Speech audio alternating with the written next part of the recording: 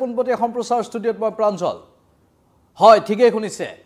America সাজু হৈছে ইৰাণক আক্ৰমণ কৰিবলৈ 15 দিনৰ সময়সীমা বান্ধি দিছে আৰু 15 দিনৰ ভিতৰতে ইৰাণ আক্ৰমণ কৰি কপাই তুলিব আমেৰিকাই ইয়াত পাৰমাণৱিক অস্ত্ৰৰ কথা আহিছে পাৰমাণৱিক প্ৰকল্পৰ কথা আহিছে আৰু আনকেতবোৰ কথা আহিছে আমেৰিকাই কি কৈছে 15 দিনৰ বাবে যে ৰৈছে আমেৰিকাই তাৰ বাবেও এটা বিশেষ কাৰণ আছে বা সেইটো কাৰণেও এটা বিশেষ আমি তাত বিন্দু বিচাৰি পাইছো সেই বিন্দুটো হৈছে আমেৰিকাই হঠাৎ যুদ্ধত নামিব খোজা নাই কাৰণ এখন যুদ্ধ হোৱা মানে কোটি কোটি টকাৰ ব্যয় হোৱা আমেৰিকাই ভাবিছে আৰু অলপ সহজ কৰি ল'ব বিচাৰিছে পৰিস্থিতিটো আৰু অলপ নিজৰ পক্ষত আনি ল'ব বিচাৰিছে যুদ্ধ নকৰাকৈ যেনিবা হৈ যায় তাৰ বাবে আমেৰিকাই প্ৰয়াস কৰিছে আমেৰিকাই হেহে 15 দিন ৰ'ব বিচাৰিছে এই 15 দিনৰ পাছত আমেৰিকাই কিন্তু ইৰাণ আক্ৰমণ কৰি দিম বুলি হুংকাৰ দিছে ডোনাল্ড ট্ৰাম্পৰ তৰফৰ পৰা এইটো বিবৃতি সন্মুখলৈ আহিছে কি কোৱা হৈছে তাত কোৱা হৈছে যে পাৰমাণৱিক যিবোৰ প্ৰকল্প আছে যেহেতু কূটনৈতিক পন্থাৰে সমস্যা সমাধানৰ পোষকতা কৰিছে আৰু ইজৰাইলৰ ধাৰাবাহিক ক্ষেপণাস্ত্ৰ আক্ৰমণৰ ফলত ইৰাণ কিছু পৰিমাণে দুৰ্বল হৈ পৰিছে আৰু এই দুৰ্বল হৈ থকা সময়ছোৱাতে হয়তো ইৰাণে যদি ইউৰেনিয়াম সমৃদ্ধিৰ বাবে হাতত লোৱা পাৰমাণৱিক প্ৰকল্পৰ কাম বন্ধ কৰে তেনেহলে আৰু আমেৰিকা ইৰাণক আক্ৰমণ নকৰে কিন্তু যদি ইৰাণে ইউৰেনিয়াম সমৃদ্ধিৰ বাবে লোৱা পাৰমাণৱিক প্ৰকল্পবোৰ যদি বন্ধ কৰি নিদিয়ে আৰু সেই প্ৰকল্পবোৰ যদি চলাই ৰাখে মানে পাৰমাণৱিক অস্ত্ৰৰ বাবে যদি ইৰাণে এতিয়াও যদি নিজাববীয়াকৈ প্ৰচেষ্টা চলাই থাকে তেনেহলে আমেৰিকাই নিৰ্ঘাত ইৰাণ আক্ৰমণ কৰিব যদি ইৰাণে এই মুহূৰ্তত সেই গোটেই প্ৰকল্পবোৰ বন্ধ কৰি দিয়াৰ কথা আনুষ্ঠানিকভাৱে ঘোষণা কৰে অথবা তেনেধৰণৰ কিছু কাৰ্যপন্থা লয় তেনেহলে আমেৰিকা আৰু যুদ্ধত কোনো কাৰণতে জড়িত নহয়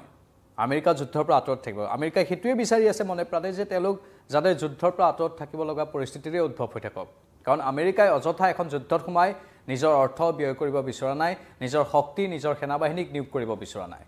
আমেৰিকাৰ লক্ষ্য হৈছে যুদ্ধ নকৰাকৈ যুদ্ধত জয়লাভ কৰা কথাৰ জৰিয়তে বা প্ৰভুত্ব খটুৱাই যুদ্ধত জয়লাভ কৰাটোৱে এতিয়া আমেৰিকাৰ মূল লক্ষ্য আৰু সেয়েহে আমেৰিকাই এনেধৰণৰ নীতি গ্ৰহণ কৰিছে যি নীতিৰ বাবে আপুনি মন কৰক মধ্যপ্ৰাচ্যৰ আমেৰিকাৰ ৰাষ্ট্ৰদূত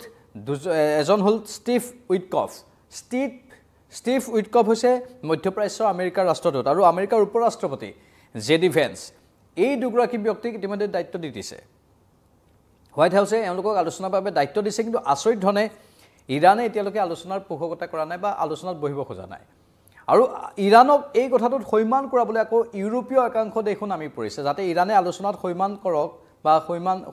সন্মতি দিয়ক আৰু আলোচনা প্ৰক্ৰিয়া যাতে আগবঢ়াই নিব পাৰে আৰু তাৰ পাছত যাতে যুদ্ধখন অন্তৰ্দিশে আগবাঢ়িব পাৰে ইউৰোপৰ যিবোৰ দেশৰ কথা কৈছো ব্ৰিটেইন জাৰ্মানী আৰু ফ্ৰান্স এই ব্ৰিটেইন জাৰ্মানী আৰু ফ্ৰান্সৰ বিদেশ মন্ত্ৰীয়ে ইৰাণৰ প্ৰতিনিধিক সাক্ষাৎ কৰিবলৈ চেষ্টা কৰি আছে বিষয়টো সন্দৰ্ভত কিন্তু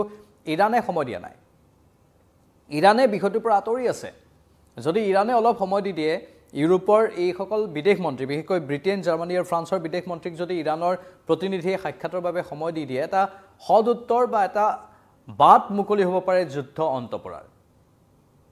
মানে যদি ইউৰোপীয় প্ৰতিনিধিৰে ইৰাণৰ প্ৰতিনিধিৰ সৈতে হ'বলগীয়া বৈঠকখনেই হ'ব এতিয়া ইৰাণ ইজৰাইলৰ যুদ্ধৰ নিৰ্ণায়ক বৈঠক আৰু সেই বৈঠকখনেই হ'ব আকৌ পৰৱৰ্তী সময়ত আমেৰিকা আক্ৰমণ কৰা বা নকৰা সেই ক্ষেত্ৰত যিটো আমেৰিকাই সিদ্ধান্ত ল'ব সেই সিদ্ধান্তৰো এটা মূল কেন্দ্ৰ এই বৈঠকখনেই হ'ব ইৰাণৰ ইতিবাচক উত্তৰ তথা ইউৰেনিয়াম সমৃদ্ধিকৰণ প্ৰকল্প বা পাৰমাণৱিক যুদ্ধাস্ত্ৰ প্ৰস্তুতিৰ প্ৰকল্প ৰদ কৰিলে বা পাৰমাণৱিক প্ৰকল্পৰ ক্ষেত্ৰত ইৰাণে আন্তঃৰাষ্ট্ৰীয় আণৱিক শক্তি এজেন্সি চমুকৈ IAEA নিৰীক্ষণেৰে স্বচ্ছতা প্ৰকাশ কৰিলে যুদ্ধ সামৰণি পৰিব মানে যেতিয়া এইটো আণৱিক শক্তি এজেন্সি যিটো আন্তঃৰাষ্ট্ৰীয় আণৱিক শক্তি এজেন্সি IAEA তেওঁলোকৰ নিৰীক্ষণত যদি স্বচ্ছতাটো আহে যে সঁচাকৈ ইৰাণে এই পাৰমাণৱিক অস্ত্ৰবোৰ মজুত কৰা বা ইউৰেনিয়াম মজুত কৰা বা পাৰমাণৱিক প্ৰকল্পৰ কামবোৰ বন্ধ ৰাখাৰ যদি এখন ছবি এওঁলোকৰ নিৰীক্ষণত সন্মুখলৈ আহে তেনেহলে হয়তো এই যুদ্ধৰে অন্ত পৰি যাব ইজৰাইলেও হয়তো ইৰাণ আক্ৰমণ নকৰিব আনকি 15 দিন পাছত যেটো আমেৰিকা ইৰাণ আক্ৰমণ কৰিম বুলি কৈছে সেই ইৰাণ আক্ৰমণটো আমেৰিকাই হয়তো নকৰিব কিন্তু সকলোৱে এই বৈঠকৰ ওপৰত নিশ্চয় হৈ আছে বা নিৰ্ভৰ কৰি আছে ইৰাণে কিন্তু কৈ দিছে যে আমি হাৰ নামানো আমেৰিকা যদি আমাক আক্ৰমণ কৰে আমিও আমেৰিকা আক্ৰমণ কৰিম ইমান সহজ বুলি ভাবিছে নেকি ইৰাণৰ যিগৰাকী নেতা খমেনি তেওঁ কৈ দিছে ইমান সহজ বুলি ভাবিছে নেকি আমি ইমান সহজে পৰাভূত হ'ম নেকি আমি কাৰবাৰ ইংগিতত নচা দেশ নহয় সেই কথা ইৰাণৰ যিজন ৰাষ্ট্ৰপ্ৰধান তেওঁ কৈ দিছে মানে এওঁলোকে নিজৰ স্থিতিৰ পৰা অলপ অলৰচৰ হ'ব বিচৰা নাই মন কৰিব কথাটো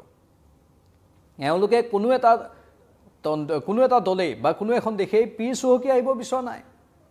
প্ৰতিখন দেশেই নিজৰ নিজৰ শক্তিত একত্ৰিত হৈ আছে নিজৰ নিজৰ শক্তিত স্থিৰতা বৰ্তাই ৰাখিছে এওঁলোকে নিজকে এই মুহূৰ্তত শক্তিবান বুলি ভাবিয়ে আছে এওঁলোকে কোনো কাৰণতে হাৰ মনা ভিতৰ নহয় ইৰানৰ ক্ষেত্ৰতে হোক ইজৰাইলৰ ক্ষেত্ৰতে হোক আমেৰিকাৰ কথাটো ক'বই নালাগে এইকেইদিন আমেৰিকাৰ ৰাষ্ট্ৰপতিগৰাকীয়ে নাভূত নাচৰুত আচৰণ কৰি আছে তেওঁৰ কথাৰ একো মিল নোহোৱা হৈছে হঠাৎ যিটি কথা কৈ দিয়ে আজি এটা কথা কাইলৈ এটা কথা তেওঁৰ অলপ ক'ৰবাত কিবা এটা খেলিমেলি যেন লাগিছে তাতে আকৌ ইৰানকো আল্টিমেটাম দি দিছে বা অন্তিম সকিয়নি দি দিছে আৰু ইৰানেও কৈছে আমিতো পিছু হুকি নাযাওঁ আমি কিয় পিছু হুকি যাম আমি তোমালোকৰ ইশাৰাত তোমালোকৰ ইংগিতত নচা দেশ নহয় সেই কথাটো ইৰানে স্পষ্ট ৰূপত কৈ দিছে মানে নিৰ্ঘাত ৰূপত আৰু 15 দিন পাছত আমেৰিকাই ইৰাণ আক্ৰমণ কৰি দিব নেকি সকলো এতিয়া পাৰমাণৱিক কথা বা পাৰমাণৱিক শক্তিক লৈ লাগি আছে ইৰানে কোনো কাৰণতে পাৰমাণৱিক শক্তিক থন ধৰি তুলিব নোৱাৰিব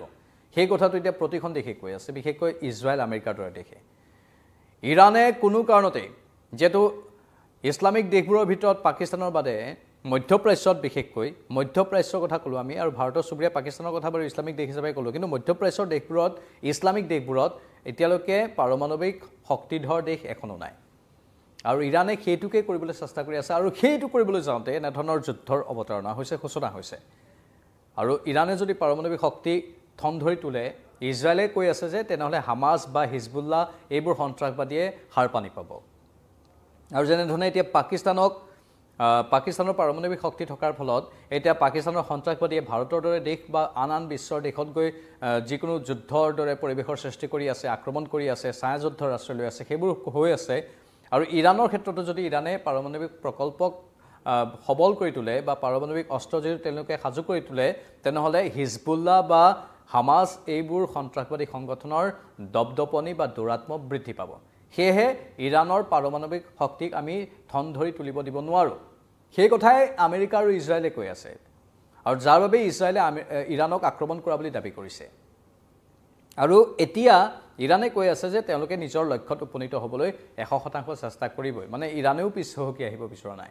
তাৰ মাজতে আমেৰিকাৰ এইটো যেটো সকিয়নি অন্তিম সকিয়নি বুলি আমেৰিকাই কৈছে যে তোমালোকে অন্তিম বাৰ্তা দিছো যে তোমালোকে অতি সোনকালে কূটনৈতিক পন্থাৰে 15 দিনৰ ভিতৰত এই পাৰমাণৱিক শক্তিৰ বৃদ্ধিৰ বাবে যিখিনি কাম কৰি আছে সেইখিনি বন্ধ কৰা আৰু কূটনৈতিক পন্থাৰে আলোচনাৰ মেজত আহি এই যুদ্ধৰ অন্ত পেলোৱা নহলে আমি যুদ্ধত জড়িত হ'ব লাগিব বুলি আমেৰিকা অন্তিম সকিয়নি দিছে আৰু সঁচাকৈ যদি তেনে হয় আমেৰিকাও যদি লাগি যায় আৰু খেউতীয়াভাৱে ৰাছিয়াও এই ক্ষেত্ৰত পান পাতিছে ৰাছিয়াও যদি ইফালৰ পৰা লাগি যায় তেনেহলে তৃতীয় বিশ্বযুদ্ধটো ধুৰুপ তৃতীয় বিশ্বযুদ্ধটো নিশ্চিত সেইফালৰ পৰা চাবলৈ গ'লে মানে সেইফালৰ পৰা যদি আমি চাওঁ তেনেহলে এখন ভয়ংকৰ বিশ্বযুদ্ধৰ আগজাননী এই ছবিবোৰে দিছে এই ছবিবোৰে বুজা দিছে যে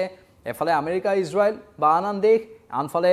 ইৰানৰ সৈতে চীনেও এতিয়া সমৰ্থন কৰাৰ কথা কৈছে আন একাংশ দেশেও সমৰ্থন কৰাৰ কথা কৈছে ৰাছিয়াও যদি আহি যায় তেনেহলে স্বাভাৱিকতে ইয়া সম্পূৰ্ণ আকৌ এখন বিশ্বযুদ্ধ দ্বিতীয় বিশ্বযুদ্ধও আৰম্ভণি তেনেধৰণে হৈছিল আপোনালোকে হয়তো ইতিহাস যদি চাই আপোনালোকে ভালদৰে তেনেহলে আপোনালোকে গমেই পাব সেই একেই পটভূমি এই তৃতীয় বিশ্বযুদ্ধৰ ক্ষেত্ৰতো হ'বগৈ এইবোৰে একোটা কাৰণ মানে একোটা কাৰণ যেনেধৰণে আমি কওঁ ফিৰিঙতিৰ পৰা খান্দবদা ঠিক একেধৰণে এই গোটেইবোৰ যুদ্ধতে চাওক ফিৰিঙতিৰ পৰা খান্দবদা হৈ আছে আৰু এটা চক্ৰই অহৰহ যুদ্ধৰ বাবে প্ৰৰোচিত কৰি আছে আৰু যেটো হ'ব পাৰে আমাৰ সমগ্ৰ বিশ্বৰ বাবে নেতিবাচক দিশ আৰু সঁচাকৈ যদি তেনেকুৱা হয় আমেৰিকা যদি পোনপটীয়াকৈ ইৰানৰ আক্ৰমণত জড়িত হৈ পৰে কৰবাত ৰাছিয়াও জড়িত হৈ পৰিব তাৰ পাছত স্বাভাৱিকতেই তৃতীয় বিশ্বযুদ্ধৰেই অৱতাৰণা হ'ব মুঠতে এই 15 দিন সময় অতি স্পৰ্শকাতৰ সময় ক্ৰুচিয়েল সময় বুলি আমি ইয়াক উল্লেখ কৰিছো এই 15 দিনতে বহুখিনি কথাৰ নিশ্চয় হয়তো আমি দেখিবলৈ পাম বা যিকোনো ঘটনাৰ আমি হয়তো এক ছবি দেখিবলৈ পাম আপোনালোকৰ এই ক্ষেত্ৰত মতামত কি আমাৰ কমেন্ট বক্সত কমেন্ট কৰি জনাওক আমি ধাৰাবাহিকভাৱে পোনপটীয়া সম্প্ৰচাৰ আনি থাকিম আপোনালোকৰ মতামতৰ বাবেও আমি অপেক্ষা কৰি থাকিম চাই থাকক নিউজ 18 অসম নৰ্থ ইষ্ট আমাক ফেচবুকত আপোনালোকে ফলো কৰক ইনষ্টাগ্ৰামত ফলো কৰক আৰু ইউটিউবত সাবস্ক্ৰাইব কৰি থৈ দিয়ক বিদায় লৈছো